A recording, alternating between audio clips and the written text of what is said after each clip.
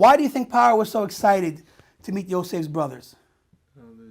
Pharaoh took over the world with one Yosef. What do you think he's going to do with 5 more? 10 more Yosefs? He's going to rule forever. He's going to make new worlds with them. I'll give you an example. Imagine you got this guy that comes into Donald Trump empires, and he's starting at the bottom from the mailroom, and little by little he's working his way up, and everywhere he goes, everything turns to gold. Finally, Donald Trump finds out about this $1 million kid, and he makes him his right-hand man, and they're making billions. And he finds out that he's got brothers that are coming to town. So, of course, this $1 million Joe the $1 million man, comes and brings his brothers to meet Donald Trump, and right, he's excited, and he's got, his eyes are glowing, shining. Water, you know those water? Why? Because he's seen dollar signs. And he's like, okay, let me meet your brothers. Let's see, what can they do for me? How can they make me even more billions? And so I'll give you the way the whole story goes out.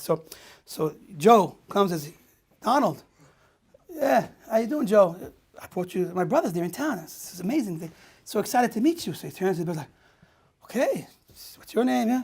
After the small talk, okay, so what do you do? And so one of them stands up as if representing all of the entire tribe of Joey's tribe. And it's like, well, Mr. Trump, we're garbage men. Yeah, my daddy was a garbage man. My granddaddy was a garbage man. My great-granddaddy was a garbage man. Anything you want to know about garbage, you just ask us. We are garbage experts. And the smile turns into a frown. And the next words out of Donald Trump is, Joe, can you do me a favor? Can we figure out where to send these guys? Because the sad ending to his story is that I can't do anything with them because they're talking about garbage. What can I do with garbage? So now, Yosef, again, all orchestrated, brings the brothers in. They know exactly what they're going to be asked and exactly what they need to say.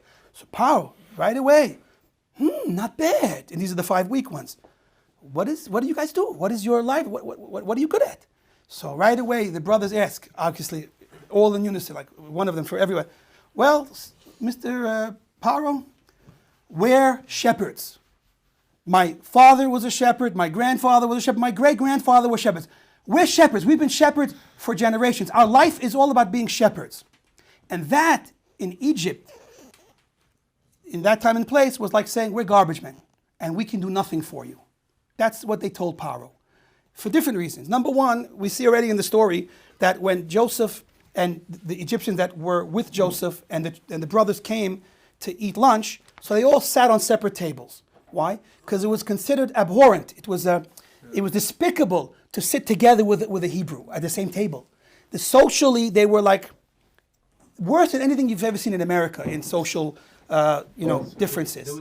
The lowest of the low were the Hebrews, were the Jews in the eyes of the Mitzrim, the Egyptians. And so when they told them they were shepherds, because that was a despised line of work, like worse than being being a garbage man. Yeah. And that's why socially they wouldn't even sit at the same table with them. So, and that's what Yosef understood. In order for this to work, in order for us to come into Egypt and leave a Jewish people instead of Egyptian people, like we saw over the different exiles, if we're not going to turn Greek, turn Roman, turn American, turn whatever, if we're going to survive, then there's only one way. We have to be isolated. We have to be separate from them. If we're going to just come in and become absorbed in this mass insanity, well, then you know what happens when you're in a country where everybody's insane. They think you're crazy and they're insane because the majority rules. It's a very cute story about that. There was, again, one of those old-style king stories. There was a kingdom that's grain was poisoned. The unique result of the grain for that crop for that year was that anyone who ate it would become a shtickle meshugana, or maybe more than a shtickle. So the advisors and the king are meeting. So what do? We have grain, and it's all of our food, and if anyone eats it, they're going to become crazy. So the king says, so we won't eat it. We won't eat it. We'll buy grain from somewhere else. So they're like, I'm sorry, we can't do that. We don't have money to do that. We have no choice but to eat it. So the king's like, okay, we'll try one more idea. Let's give it to the people, but we'll get grain for ourselves so that we'll eat the healthy grain, and we won't get crazy. They said, I'm sorry, king, strike number 2. If we give the grain that makes them all crazy, and we eat grain that keeps us sane, so then they'll decide we're insane and they're sane, and they'll oust us, they'll kill us, and take over the country. So that's not a solution either. So Number three, what do we do? We finally turn to the advisor, which is done in the first place. So the advisors say, look, we're all going to have to eat the grain and we're all going to have to go crazy together. But we'll put a sign. We'll put a sign on ourselves so that when we look at each other, we'll be reminded that we're crazy. That was the only solution. And that's what it means to go to 48th and Broadway. That's what it means to go to America. I'm proud of my American heritage. I'm made in America. In my tag, it says 1972. What year does your tag say? 2000. And that's, each one has its own insanity. It's funny because I can call your generation insane because I think my generation was sane. And you know what they called my generation when it came around? Insane. And so on and so on. Groundhog's Day again? Yeah, there you go. Anyway, so that's the idea. You're going to go to Mitzrayim and you're going to be part of them and in their schools and their culture. Then you're going to go insane with them. As it is, with all these three key ingredients for success, we almost didn't make it. The Jews reached the 49th level of impurity, and it was only because Hashem came and took us out that we actually survived. And that's with all of the strategic, placing everything the way it was. So again, let's retrack our steps and understand exactly how we need to move forward for the future. How are we going to get out of this insane nightmare that we're stuck in? And I don't like to be negative, I'll call it a dream, but it's a nightmare because assimilation, intermarriage. Even people that call themselves rabbis are insane because they're not really rabbis, but they call themselves rabbis. At least they want to be rabbis, but they're insane. So again, the key to success is number one. We need to know who the strong among us are. We need to know who the true survivors and the true leaders are, and the ones that are really paving the way towards life. And that's the yosefs, hatzadik. That's the righteous, the strong, the giants among us, and we have to see them and follow them. Without that, if we think we're all leaders, we're leading ourselves off a cliff. So number one, we have to know who the Yosefs are, who the Ephraims and the Menashes are, and we have to realize that they're the ones that we have to follow their lead. And they're not leaders because they went to some leaders course. They're followers. They're following Hashem. They're just doing so good at it that they're in front, and so we follow them. Judaism's definition of a leader is the best follower. And therefore, he becomes our leader. But he's following the same people that he's also following. That's a Jewish leader. So we got to find our leaders, who are the best followers, and follow them.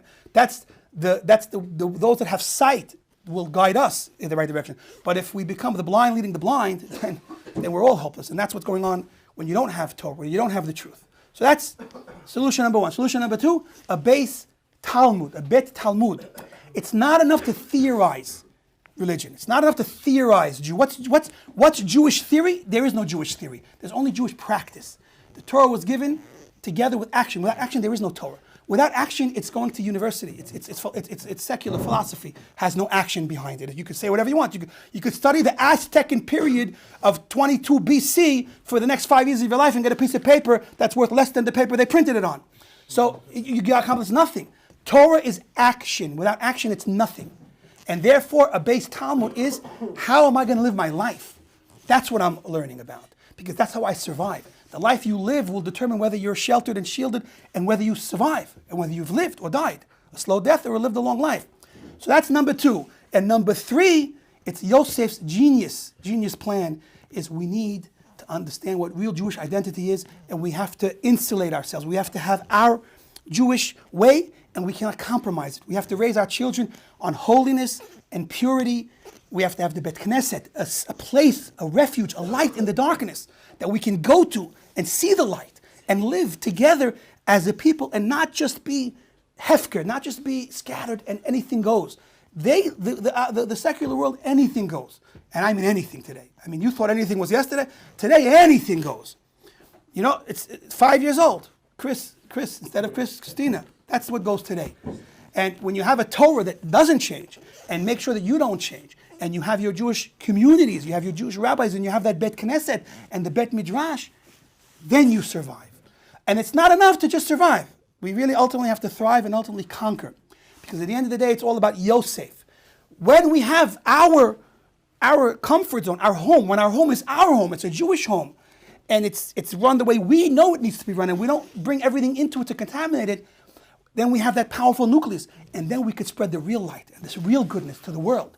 And then we could light up the world. But if you let the world light you up, then you're all in the same darkness. So we have to have our truth, our light, our strength, our neshamas.